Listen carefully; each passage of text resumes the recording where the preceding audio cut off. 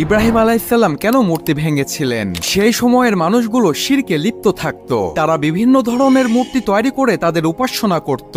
ইব্রাহিম আলাইহিসসালাম ছোট থেকেই তার জাতির মূর্তি পূজা দেখত এবং নিজে নিজেই উপলব্ধি করত যে এই মূর্তি কখনোই স্রষ্টা হতে পারে না।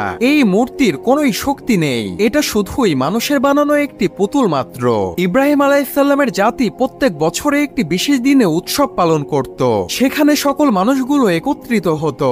ইব্রাহিম আলাইহিসসালাম এই সুযোগে নিজেকে অসুস্থতা দেখালেন যাতে করে সেই উৎসবে তাকে না যেতে হয়। গ্রামের সকল মানুষগুলো সেই উৎসবে গেলেন, কিন্তু ইব্রাহিম আলাইহিসসালাম একাই বাড়িতে বসে থাকলেন। যখন তিনি দেখলেন গ্রামের আর কোনো মানুষ উপস্থিত নেই, তখন তিনি হাতে লোহার কোড়াল নিয়ে মূর্তির মন্দিরে ঢুকলেন এবং সেখানে যতগুলো মূর্তি ছিল সব ভেঙে তছনছ করে ফেললেন। শুধুমাত্র একটি বড় মূর্তিকে ভাঙলেন না এবং সেই বড় মূর্তির হাতে সেই কোড়ালটি থুয়ে দিলেন। এরপর কি ঘটেছিল তা জানতে সাবস্ক্রাইব করুন।